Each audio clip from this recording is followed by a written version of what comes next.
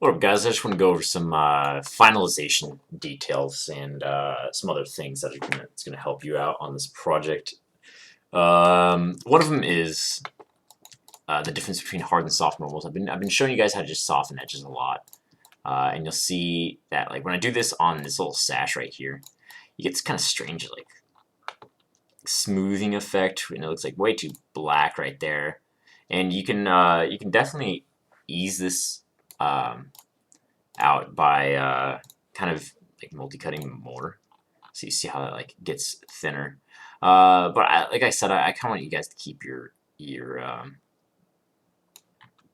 projects semi low poly, so you see that, and that looks better now. That looks more reasonable, and that's completely fine solution too. Don't get me wrong, but if you guys want to keep it low, which I suggest for like your first models, I always find a nice little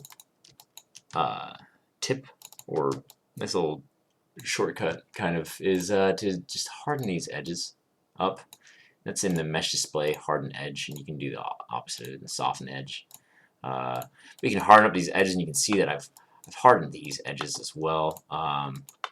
And I could probably do for a hardening around here, because see how this is kind of going in.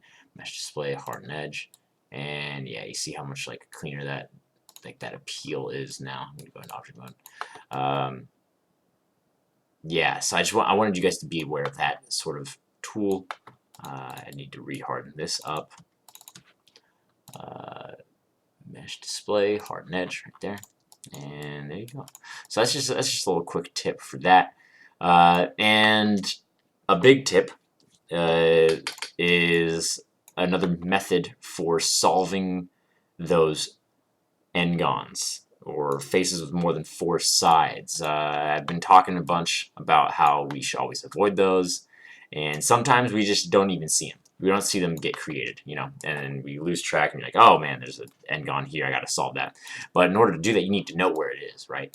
So if before you guys rig up your characters, I want you to go through, and you're gonna go into your mesh options over here, and you'll see an optimize section, and it's gonna have cleanup. I want you to click that box, and it's gonna open up probably very similar to this. When you reset settings, you can reset settings like there, like every other tool in Maya if it's acting improperly. So it's gonna look something like this. And I'm going to want you to do select matching polygons, and then I want you to do faces with more than 4 sides. So it's automatically you can go through your mesh and select any face that has more than 4 sides to it.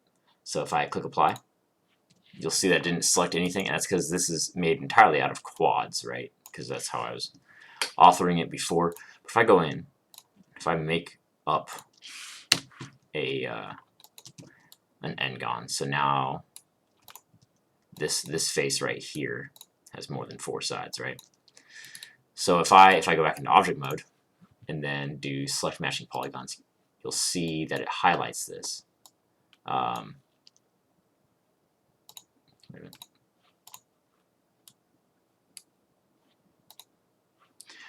Yes.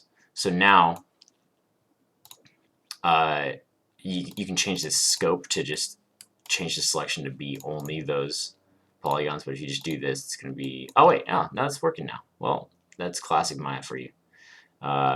So yeah, it basically highlights exactly what's going wrong with your mesh. So then it's up to you then to either like multi-cut in. You're like, I gotta change this edge loop around, like that kind of stuff.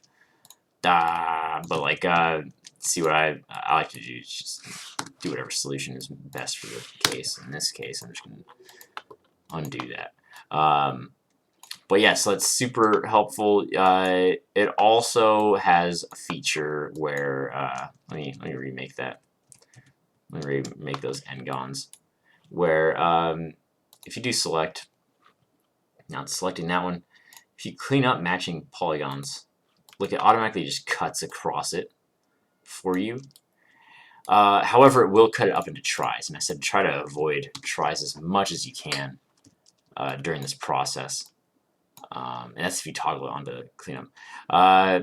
If you ever get an error that says something about non-manifold geometry. You can also check this box for non-manifold geometry in these cleanup options, and you can get rid of this, and then you can apply it. That arrow will pop up. I've noticed sometimes when you're UV mapping, that's when it tends to pop up, and that's all I can think of off the top of my head. But if you ever see an error down here in the red box, or in this script editor box, it'll pop up red and be like, oh, you have some non-manifold geometry. Fix that. So you can open up this cleanup and then go through with this non-manifold geometry checked, and then it'll get fixed up right there. But yeah, so it's just a little bit of detailing and finalization for your mesh. Hopefully it's helpful.